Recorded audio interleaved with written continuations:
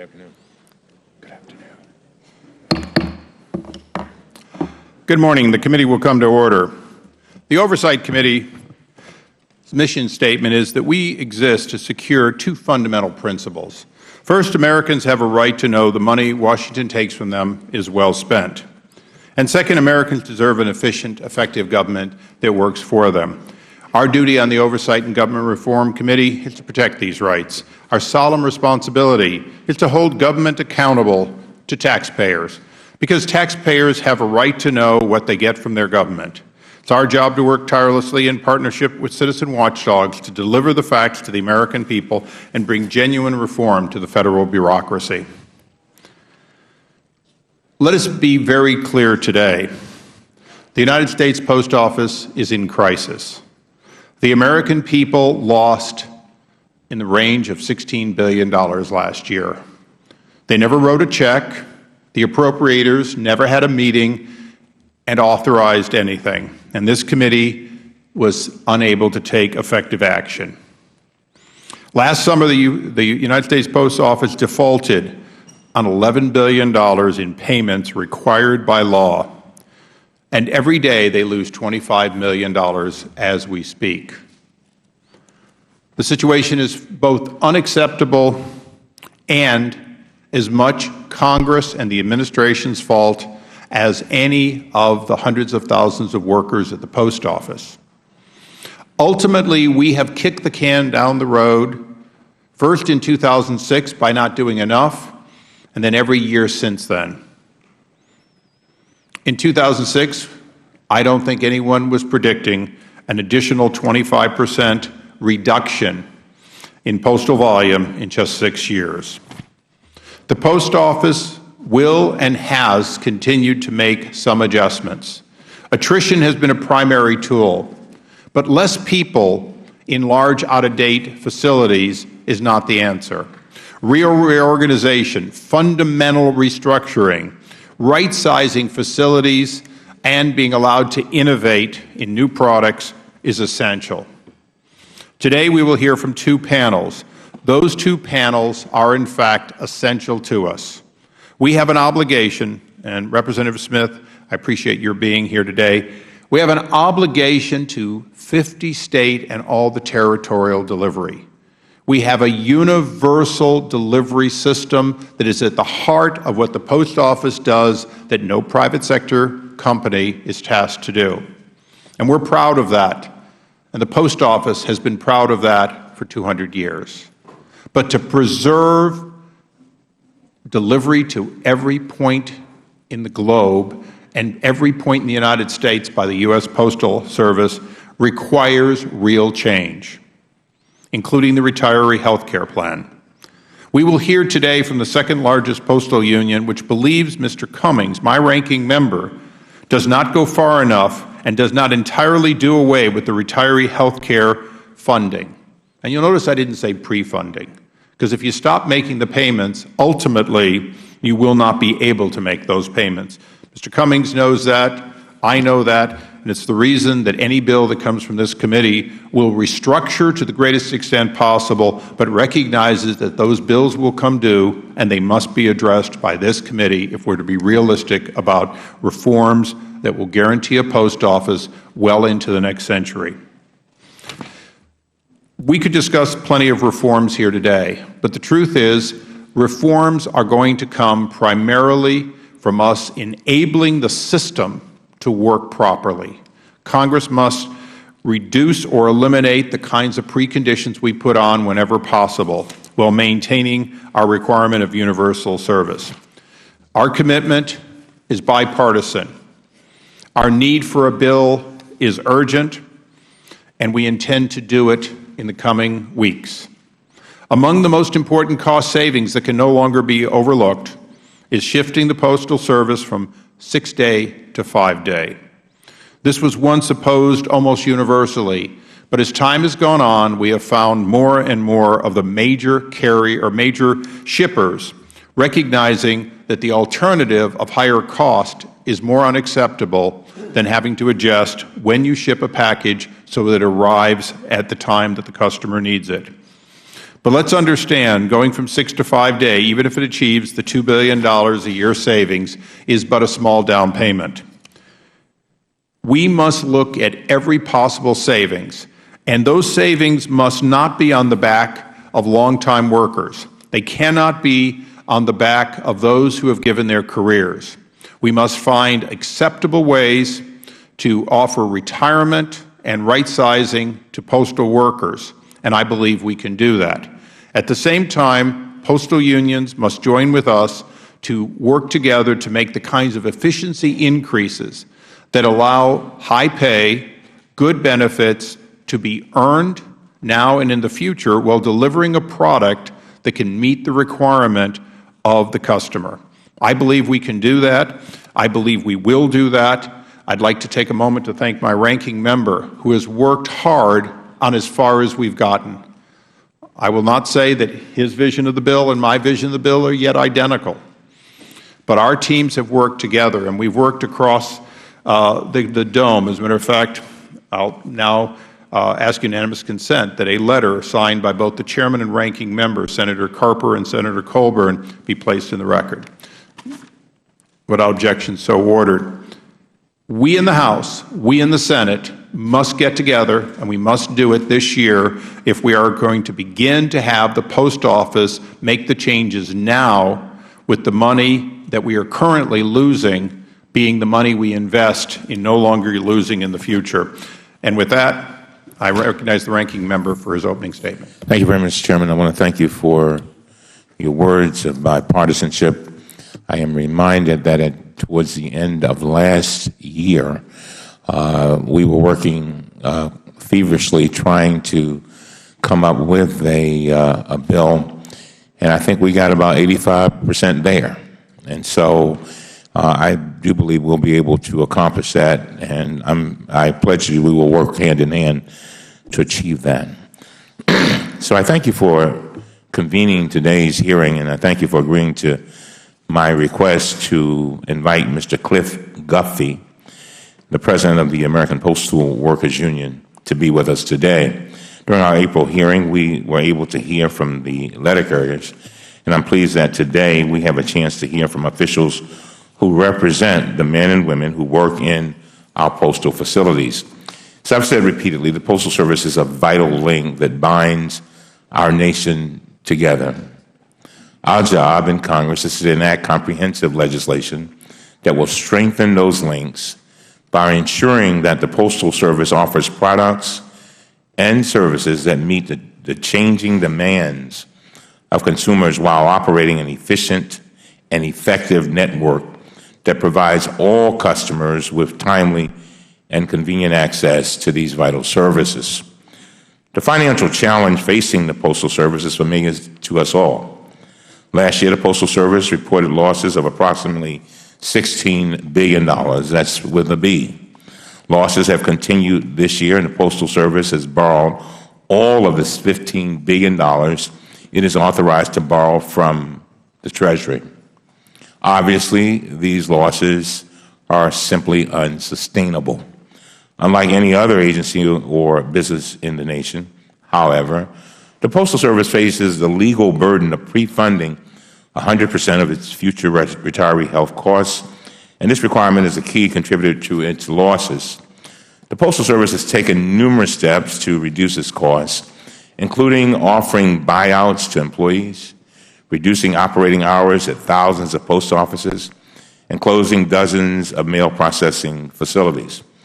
And let me say this, I've said it in private and I've said it in public, and I say it again today. I want to thank the unions for working hard, trying to help us get to where we can have a bill that makes sense, and the unions for bending over backwards, trying to make sure that and understanding that the postal system has changed, and therefore there has to be changes with regard to the number of employees that we have. But the Postal Service cannot do this job alone. Congressional action is essential to put the Postal Service on a sustainable financial path. Although I am glad that the committee is poised to consider postal reform legislation, and it must, I'm disappointed with the draft legislation circulated by the chairman. The Chairman's draft legislation would end 6-day mail delivery immediately and end most door-to-door delivery in this nation most door delivery in this nation by 2022.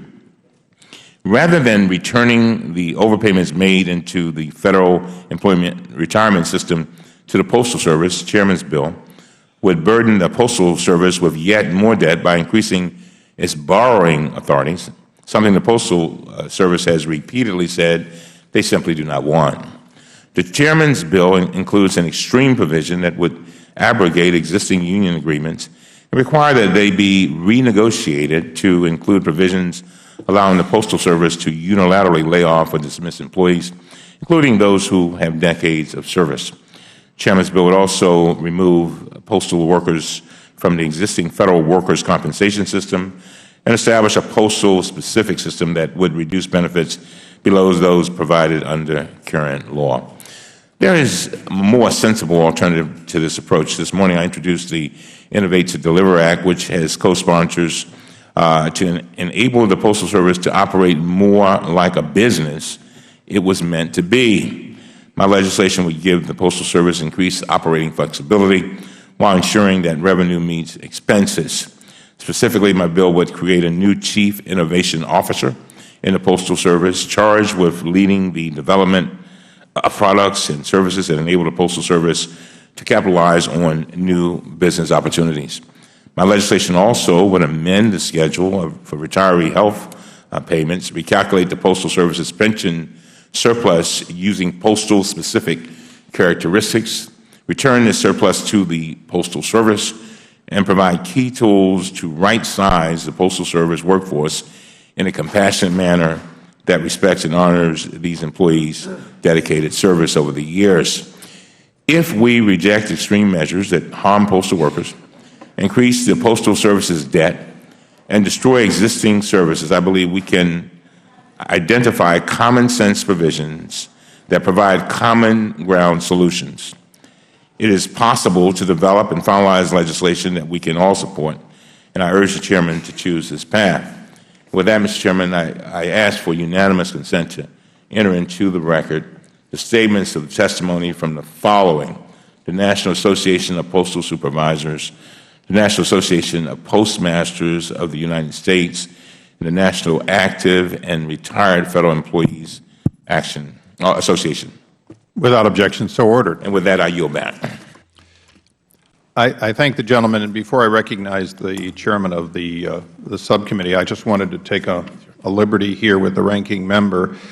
Pursuant to our practice of posting legislation and draft legislation on the site, and because your draft was circulated to us, the following are at Ledge Council right now for redrafting in the bill. So for purposes of discussion today, I hope that people will be aware. The bill in its original form will include a Chief Innovation Officer, something the ranking member had suggested. It will have a higher experimental product test cap added to it. It will have travel reporting for postal governors and the PRC. It also will, by popular demand, eliminate the requirement for any reopening of collective bargaining agreements related to reductions in force. It will, however, require that those be placed or harmonized with the rest of the Federal workforce at time of new contracts, but in no way affect current contracts for the life of those contracts. And it will have a workforce-specific pension assumptions. Now, I realize it's unfair to, since I don't have specific language, but I wanted to make sure that those, particularly the ones that the ranking member had included in his draft legislation, will be employed. Okay, as the ranking member. Thank you very much, Mr. Chairman. I just want to make sure I understand what you just said, and that's what I was asking my staff. So you're saying that the things that you just named are what? What are those? Those are being placed before the bill comes to the committee. Those are being placed into the base text of the bill. I see. Because we circulated draft legislation, and it's been up on what's called Madison, we've had public comment in addition to yours. So I wanted to make sure the committee understands that, as you said, We were 85% last year with the Senate. Even though we had to start over, we want to get as close to that 100% as we can before it comes to the floor, before it comes to the committee. So all of those will be changed prior to coming to the committee, lest there be any need to offer those. Obviously, there are additional items that both sides will probably want to offer in amendments. Thank you very much, Mr. Chairman. Thank you. We now go to the Chairman of the Subcommittee on Postal, Mr. Farenthold. Thank you, Chairman Issa, for allowing me to make an opening statement. As the Chairman of the Subcommittee on the Federal Workforce, U.S. Postal Service, and Census, Ranking Member Lynch and I have held hearings with the Postal Service itself, its customers, suppliers, and workers. Today's hearing will focus on the big picture, postal reform, finding ways for the United States Postal Service to stand on its own 2 feet, to work harder and smarter for the future, and not to become a burden on taxpayers. It's all about finding innovative solutions that will make the United States Postal Service fiscally sound. The Postal Service, this committee, and all of Congress cannot bury our heads in the sand, ignoring billions in deficits, technology changes that are lowering demand, and increased competition, and huge liabilities for future employment benefits. Even without the contractual pre-funding contract, the Postal Service is losing in excess of $5 billion a year. They're getting closer to not being able to meet the payroll and provide for retiree benefits. Moving to a modified Saturday delivery and cluster boxes alone could save as much as $8 billion annually. And these are only 2 of the simple and obvious changes that need to be made when mail volume continues to decline. I'm hopeful that together we can use what we've learned from past mistakes and work in a bipartisan manner to identify ways that will make the Postal Service a more successful and viable service for the 21st century. Thank you very much. The gentleman yields back. We now recognize the gentleman from Massachusetts, the ranking member of the subcommittee, Mr. Lynch. Thank you, Mr. Chairman. I want to thank the ranking member as well, and including Representative Smith and the other witnesses who have come before us to help us with our work. Mr. Chairman, the United States Postal Service and our dedicated postal employees have long stood as a shining example of essential government service. Year after year, when polled, the American people have voted postal clerks, our mail handlers, letter carriers, and supervisors as among the most trusted and most appreciated government employees. Importantly, the Postal Service is not defined by partisanship or politics, but rather embodies our core governmental mission to ensure the free flow of information, communication, and commerce. Towards that end, the agency delivers mail 6 days a week to over 152 million residences, businesses, and post office boxes nationwide, across every one of our congressional districts. And even in the face of dangerous events that threaten to halt mail delivery and upset the stream of commerce, our mail handlers, our letter carriers, our postal clerks continue their commitment to safeguarding the continuity of the mail processing and delivering operations. It is out of respect for the vital national role of the United States Postal Service and its exceptional workforce that we must ensure that our most trusted government institution does not fall victim to customary partisan gridlock. Instead, the viability of the Postal Service depends on our willingness on both sides to set partisanship aside and work together towards the enactment of meaningful and common-sense postal reform legislation. Regrettably, however, the discussion draft of the Postal Reform Act of 2013 that was recently circulated by the Chairman fails to reflect the widespread consensus that exists among postal stakeholders and this Congress regarding certain practical steps that we could take to place the Postal Service on a more solid financial ground. Notably, right off the bat, in measuring the Federal Employee Retirement System surplus, the Chairman's draft bill would not require the Office of Personnel Management to consider the unique position, salary, growth, and demographic characteristics of postal employees when calculating the Postal Service's Federal Employee Retirement System surplus. In December of 2012, the Office of the Postal Service Inspector General estimated that the use of that postal-specific rather than government-wide assumption would result in a $12.5 billion surplus, which the Postal Service could then apply to pay down its Treasury debt and satisfy other outstanding obligations. This approach to postal reform has received the strong support of our postal unions, associations, and mailers, and my own legislation, H.R. 961, to require the use of postal-specific formula in recalculating the postal FERS surplus, has received the support of over 130 members of Congress, including 9 brave and exceedingly wise Republicans. I'd also note that this language is also included in H.R. 2690, the Innovate to Deliver Act, the thoughtful postal reform legislation that our ranking member, Mr. Cummings, introduced last night, of which I am a co-sponsor. What Chairman Issa's draft does mandate, however, is a series of drastic, far-reaching, and unnecessary changes to postal operations that I strongly believe would only serve to send the agency further into the red. It would compromise delivery standards and undermine our postal workforce. In particular, the proposed bill would immediately reduce mail delivery to 5 days per week and eliminate an essential postal service competitive advantage. The bill also seeks to phase out another key postal service feature by replacing door-to-door delivery in favor of curbside delivery, and even contemplates a shift to so-called neighborhood cluster boxes. Moreover, the Chairman's draft would significantly expedite the review process for consolidating and closing, and therefore further limiting the opportunity for the meaningful community and stakeholder input. And the bill would even require the abrogation of existing collective bargaining agreements that contain reduction in force provisions, despite the fact that these contracts are the end result of extensive and hard-fought negotiations in which the unions agreed to very, very, very modest increases in wages and benefits. And those were negotiated between postal management and employee representatives. Mr. Chairman, while I appreciate the opportunity to discuss your draft legislation in greater detail prior to next week's business meeting, I do not believe that the bill in its current form would set the Postal Service on a path towards financial stability.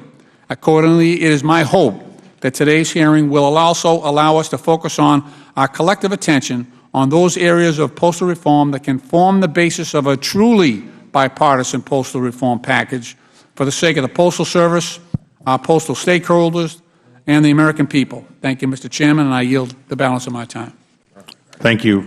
Although you took 16 seconds over, I know you did the best you could. And hopefully you did recognize that 2 of your points we are changing, and those will be incorporated. So for the remaining ones, that's what markups are for. We now go to our first panel. And Adrian, you're called a panel here. The Honorable Adrian Smith, who represents Nebraska's 3rd District. Although the committee's rules require that witnesses be sworn in, we do not require members to be sworn in.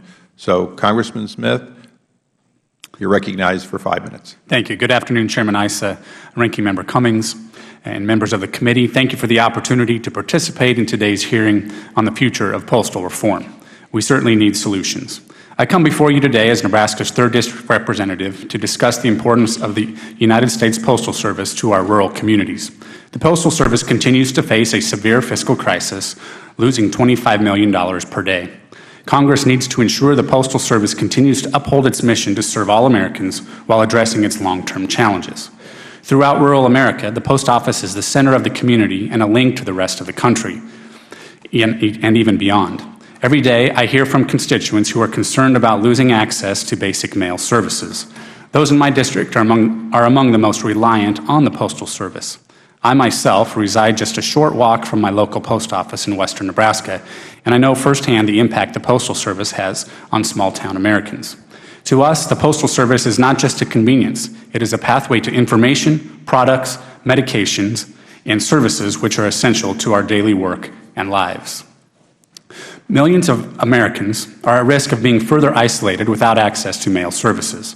Congress must enact postal reform which provides certainty for consumers and businesses alike. Commercial options already are scarce in rural America. Arbitrarily targeting the mail in these areas may cause potential businesses to lay roots elsewhere, limiting consumer choice and harming rural economies. 2 years ago, the Postal Service announced it was considering foreclosure more than 3,600 small mail facilities in an attempt to address its budget shortfall. Included on this list for possible closure were 90 locations in the entire state of Nebraska, with a great majority in the 3rd District. Locations across rural America were disproportionately singled out, despite the minimal savings which would have been achieved by closing these facilities. In fact, shutting down the smallest 10,000 post offices in the United States only would save the Postal Service roughly 3% of the cost of operating its more than 31,000 post offices nationwide. As co-chair of the Congressional Rural Caucus, I have spent the last 2 years closely working with the Postal Service, stakeholders, and this committee to ensure rural post offices are not unfairly targeted. Because of the importance of continuing this bipartisan effort, last week I introduced the Securing Access to Rural Postal Services Act, H.R. 2615. I appreciate my colleagues joining me in support of this bill. My Democratic co-chair of the Congressional Rural Caucus, Congressman Mike McIntyre, as well as Rural Caucus and Oversight and Government Reform Committee member, Congresswoman Cynthia Lummis, both are original co-sponsors of H.R. 2615. This legislation would cap small post office closures and consolidations at 5% of the total number of closures and consolidations executed by the Postal Service in any given year. The bill also would set guidelines for closing or consolidating any post office to ensure those affected by such changes would maintain access to the Postal Service. The Postal Service would be required to provide 60 days' notice of its intention to close or consolidate a post office. In addition, it would need to survey affected customers to determine their preferences for alternative access to postal services.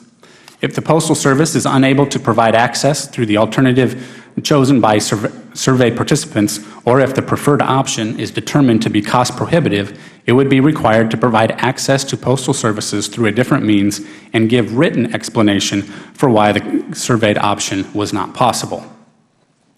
The Postal Service should focus on changes which provide the greatest savings with the least service disruption.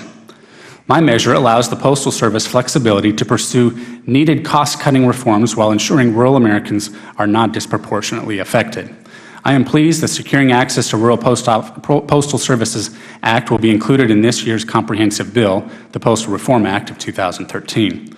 I thank the Chairman and committee staff for recognizing this unique set of challenges facing our rural communities and for their willingness to work with me on this important issue. I also want to acknowledge the constructive input I have received from my district over the last 2 years. I appreciate the many ideas shared with me from industry, postal workers themselves, and individual patrons of the Postal Service. Congress must support a robust, efficient, and dynamic postal service. Without responsible legislation, the Postal Service will not be able to return to solvency. I'm confident this committee will produce a comprehensive reform bill which provides universal service standards for consumers, opportunity for businesses, and stability for the Postal Service. I'm committed to continuing to work with this committee, with members on both sides of the aisle, to ensure rural Americans continue to be an important part of the discussion on postal reform. Thank you. Thank you. And thanks to the CBO scoring of an estimate of closing all 10,000 rural post offices, saving in the neighborhood of $300 million, we fully concur that H.R. 2615 in its entirety is intended to be folded into the base bill. We recognize, as you do, that there are literally dozens of fundamental alternatives to an outright closing of a post office, including part-time and other techniques that would allow service at an appropriate level. So the bill is anticipated to limit to 5%, as H.R. 2615 does, the total number of outright closings. I have only one question for you, and we don't usually ask questions, but since you did mention rural, how many door deliveries would you have in a district like yours? Oh, I don't have that number with me. Wouldn't it be approximately zero? Wouldn't almost everybody in rural Nebraska have go down to the curb, go down to the front, go down to a box, and pick up their mail? Isn't that substantially how virtually all of your residents get their mail? Well, I wouldn't say all of the residents, but keep in mind that it's not uncommon that someone would have a 5-mile-long driveway in ranch country, at the end of which would be their mailbox. Perhaps that is a lot cheaper to have it out there by the paved road than 5 miles down the driveway at the doorstep. Well, you know, it's our intention to make sure that we do not make that drive 1 foot further for any of those residents. Understood. Mr. Cummings, do you have any questions? Mr. Smith, we thank you. We will see you on the floor in just a few minutes. Thank you. Thank you. We'll now set up the second panel. It'll be just a very short break.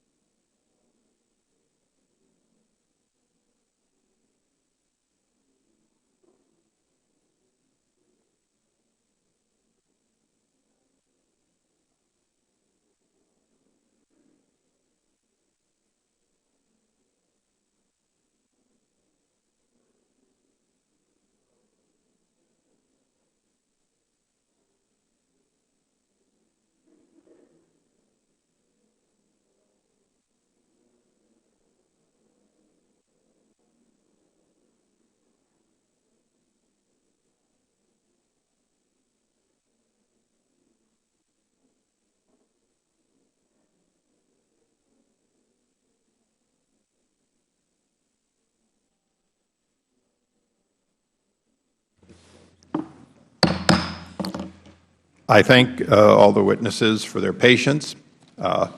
Hopefully you've heard from rural America and there will be no disagreement here, since there seems to be none here on the dais. We now welcome our second panel, the distinguished Postmaster General and CEO of the United States Post Office, Mr. Patrick Donohoe, Mr. Joel Quadrasi. Joel, I know you well enough I should get the last name right. You're Chairman, President, and CEO of Quad Graphics, one of the largest printers and obviously one of the large stakeholders in anything we do. And Mr. Cliff Guffey is President of, as previously announced, the second largest, the American Postal Workers Union. We're very pleased to have all of you. Your testimony is important and will be listened to in the markup. Pursuant to the committee rules, we would ask that you please raise your right hand to take the oath. Do you solemnly swear or affirm that the testimony you're about to give will be the truth, the whole truth? Please be seated. Let the record reflect that all witnesses answered in the affirmative.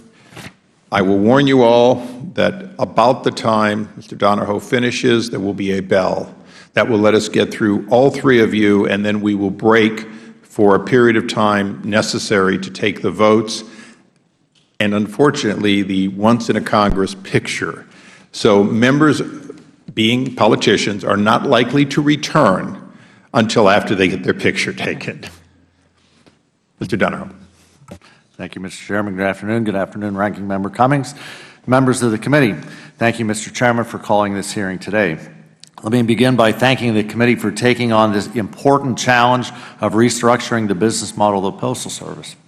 The Postal Service continues to face systemic financial challenges because it is a business model that does not allow it to adapt to changes in the marketplace. We cannot pretend that these marketplace changes are not happening or that they do not require fundamental changes to our business model. We need comprehensive reform now.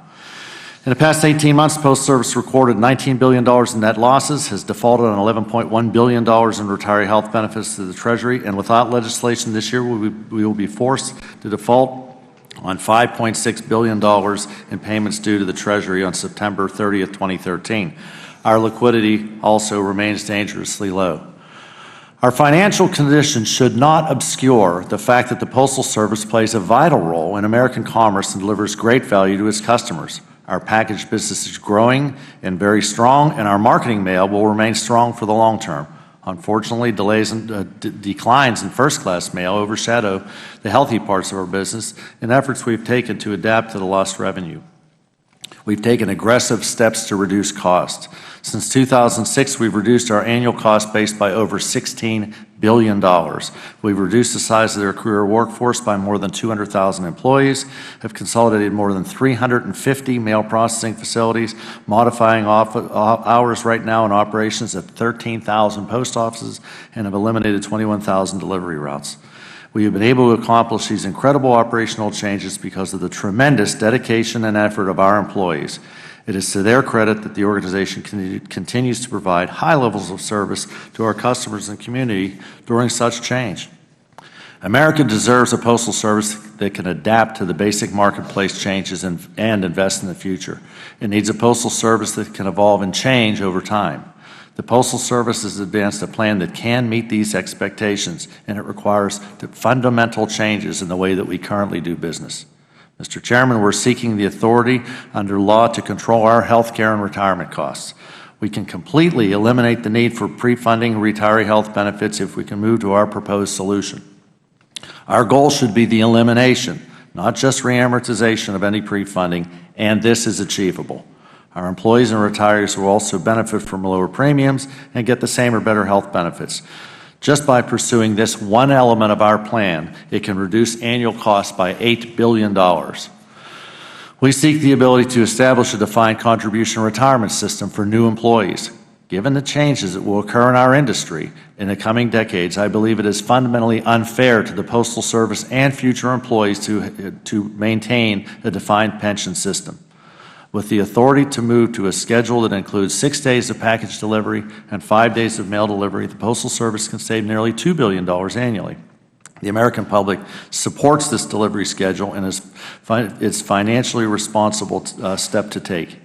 We require a more streamlined governance model and flexibility under the law to develop, price, and implement products quickly.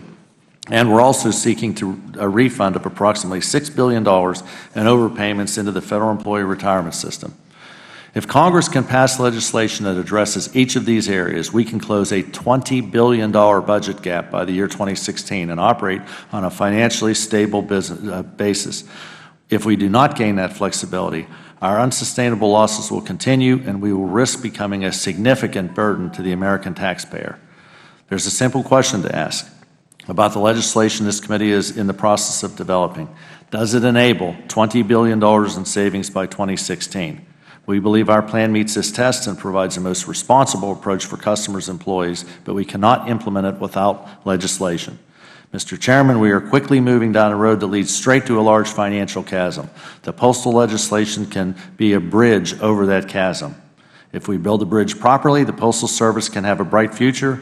It can adapt and better serve the changing mailing and shipping needs of the American industry and the American public, and it can be a more powerful engine for economic growth and be profitable and operate without burdening the American taxpayer. However, we can't get to that future if we don't build that bridge, and we need a bridge that gets all the way to the other side. Half measures are about as useful as a half bridge. We need legislation together with our plan changes that confidently enables the Postal Service to save that $20 billion. I strongly urge this committee to pass comprehensive reform legislation that effectively grants us the authority to operate the Postal Service in a financially responsible manner and creates a fiscally sustainable model for the next decade and beyond. Let me conclude by thanking this committee for its willingness to address these tough issues and to pass comprehensive postal legislation this year. The Postal Service is a tremendous organization and needs your help. Thank you. Thank you. Mr. Quadracci. You're getting closer. You know, you'd think with a name that gets messed up as often as my 4 letters that I'd be better. Thanks. Thank you. Thank you, Chairman Issa and Ranking Member Cummings and distinguished committee members for the opportunity to discuss Postal Service and its impact on quagraphics and the printing and mailing industries. I am encouraged that both Chairman Issa and Ranking Member Cummings are taking leadership roles in pursuing reforms that would lead to the financial stabilization of the Postal Service. In some key respects, the drafts are quite close. In others, there are disagreements, but it is my hope and the printing and mailing industry will lend strong support to any effort to earn bipartisan approval of the necessary reforms. My company, Quagraphics, has grown over the past 40-some-odd years into one of the largest printers of magazines and catalogs and retail inserts. We employ about 20,000 American workers in the United States. 58 plants plus a dozen of other support facilities across 28 states. And I want to be clear that we are believers in print. We do believe that print is here to stay, but it is evolving. And we've worked with the Postal Service on innovative ideas that entail things like mobile devices, QR codes, interactive print, to make print a much more viable part of the multi-channel world. And so print is here to stay, and we have to make sure we have the ability to deliver it in an efficient manner. So what's at stake here is that the Postal Service is a $65 billion business supporting a $1.3 trillion industry that provides 8.4 million Americans with family-supporting jobs, all of which accounts for 9% of the U.S. gross domestic product. So it really is about deciding whether or not we want to have the post office self-funding and sustainable, or whether we want to offload the problem onto the taxpayers.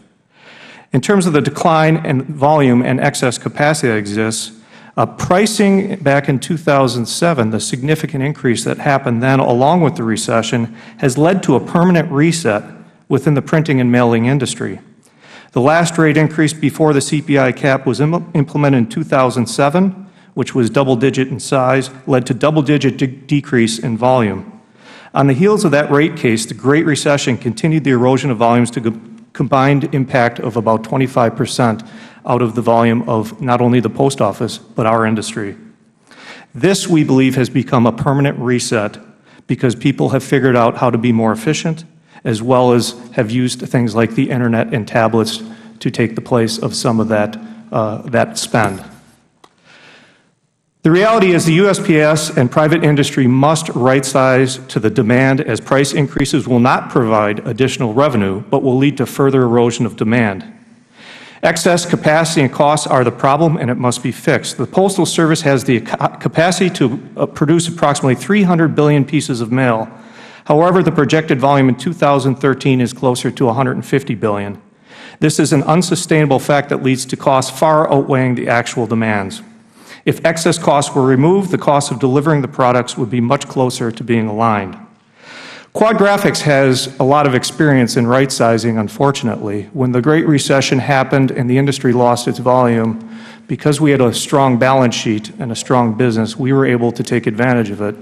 We were about a $1.7 billion company. We acquired a $3 billion competitor who had gone through bankruptcy and lots of issues. We knew that the opportunity was consolidation because we knew the industry had to. There was excess capacity.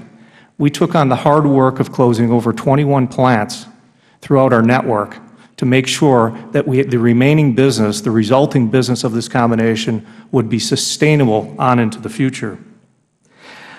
The private sector economic activity is at risk unless Congress acts to ensure the Postal Service is sustainable.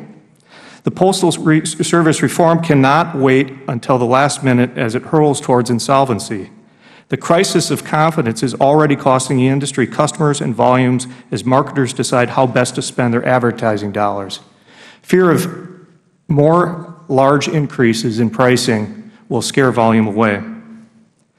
Our industry changes rapidly. Quad, our customers, and the Postal Service need to be nimble and flexible, and the Postal Service must be allowed to make the business decisions that are necessary without artificial constraints in order to allow that to happen.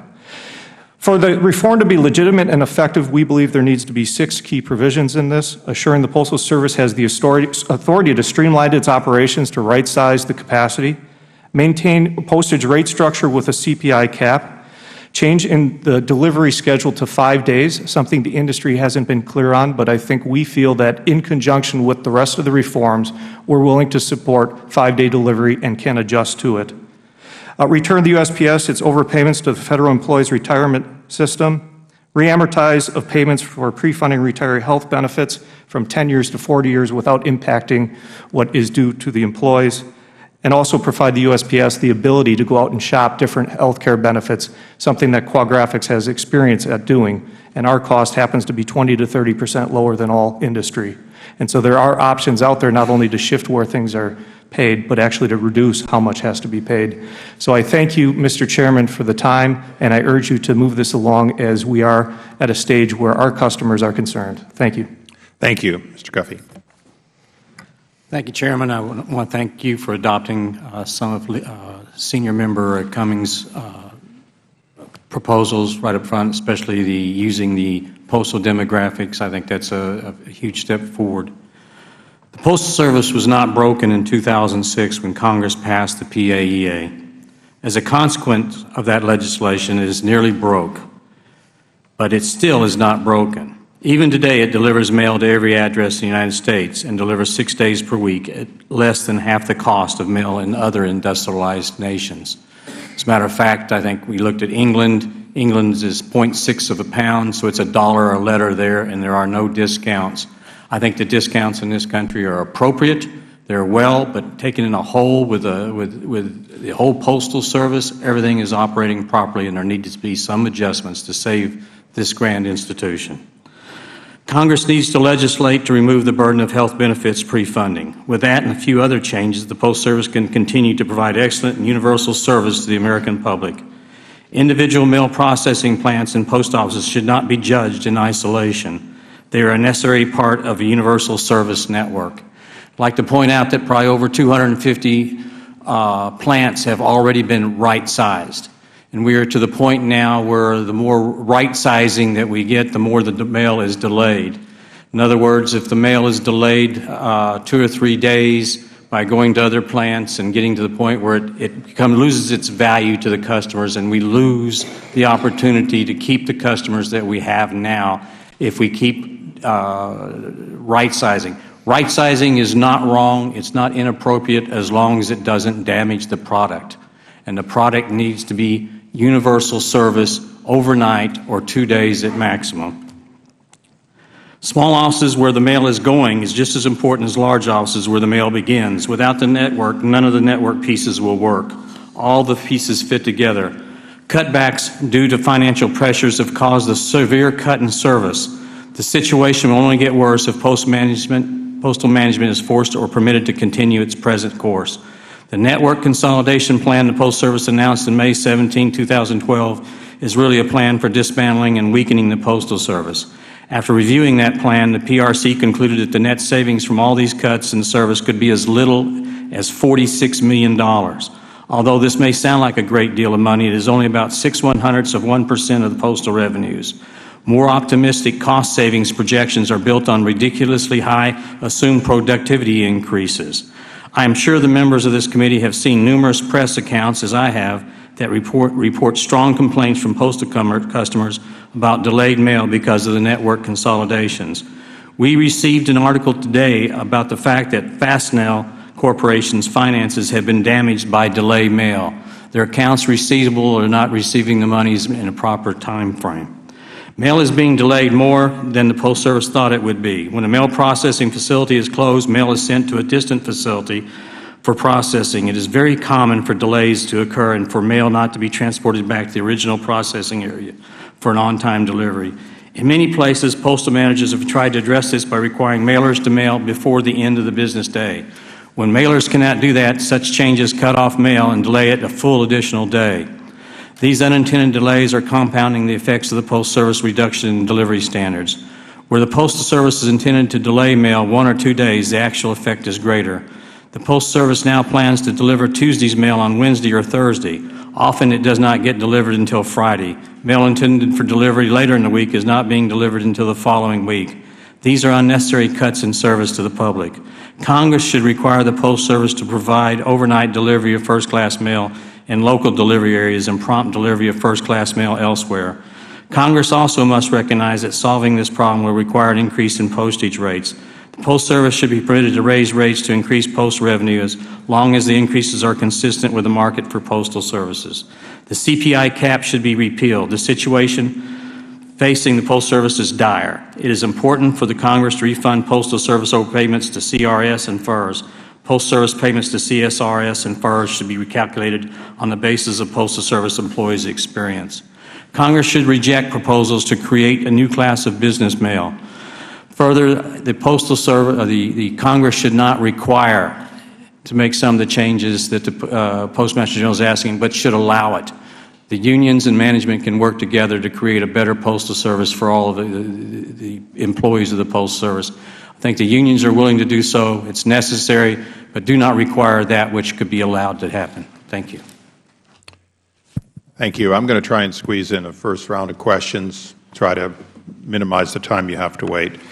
Mr. Quadracci, you listened to the head of the second largest union say that a rate increase fixes the problem.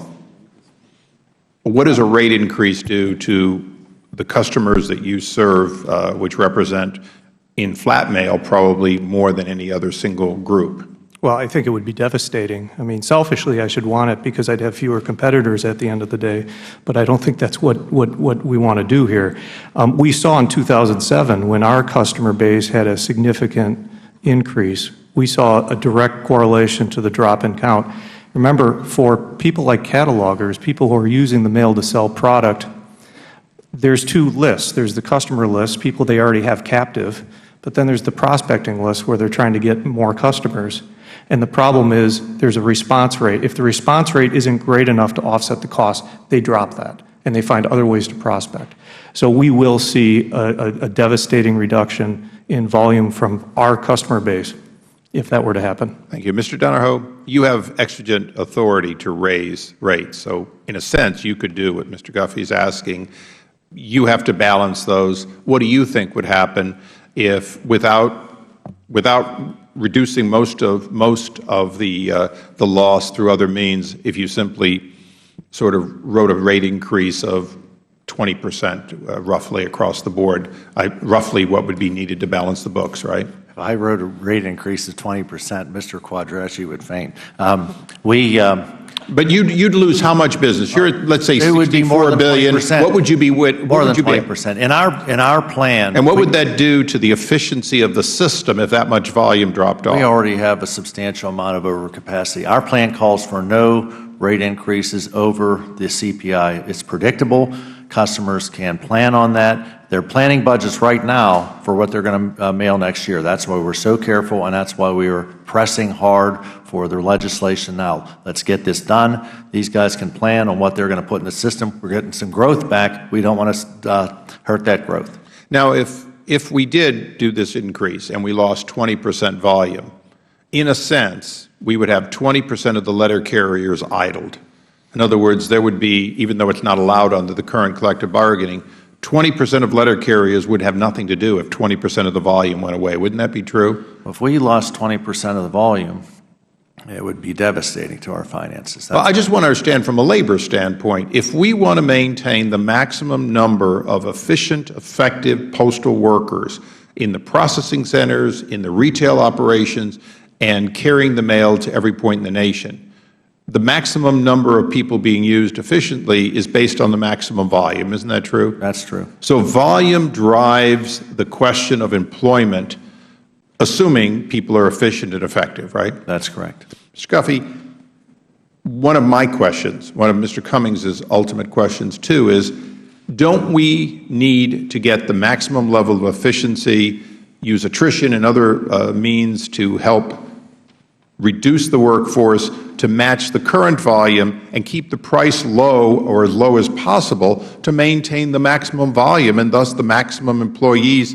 for your union and all the other trade unions? Of course, and that's what's been going on for the last 10 years, the reduction and the productivity increasing and consolidating the plants. Okay, so when you sort of sneered a little bit, just a little, about these money savings, if I understand correctly, what you're really saying is you'd like to have an active role in whether something pencils out or not, but you're not objecting to the postmaster finding ways to deliver the same amount of mail with lower total labor, lower total costs, and maintaining that volume. Well, it may be done with lower labor and additional lower costs, and we've done a lot of that in our last contract. We saved the Postal Service $3.8 million.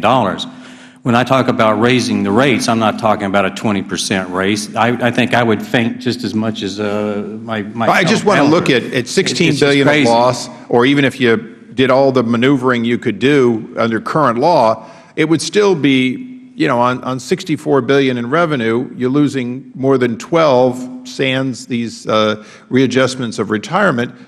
To me, that's 20%. You got to get it from somewhere, and if you don't get it from the American Lung Association's mailer, you got to get it from somebody else's mailer and get more.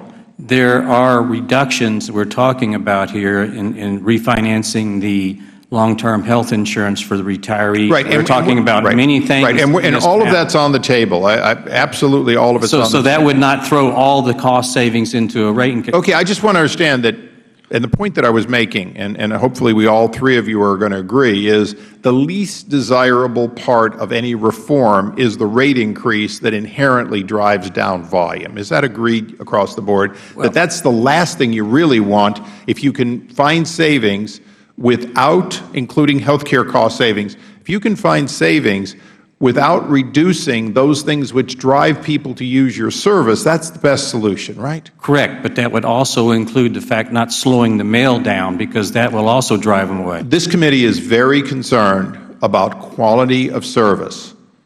Quality of service. And we want to define it, and we want to make sure our final legislation provides the guidance that is going to assure quality of service. Now, understand, I flew to Alaska, and I understand that their needs are for a certain type of delivery. They're less concerned about speed, while others are more concerned about time, perhaps, than whether they can get a can of Coke delivered, or actually a pallet of Coca-Cola delivered.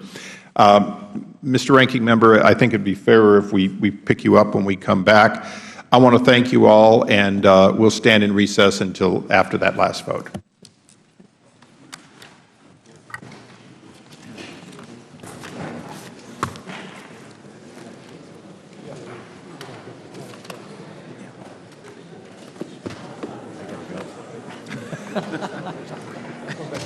Let me call and see if I can get on the side. It's going to be a couple hours. They're not. Yeah. I just want to introduce myself. I'm Richard Miller. I work for George Miller. How you doing? And I just want to say hi.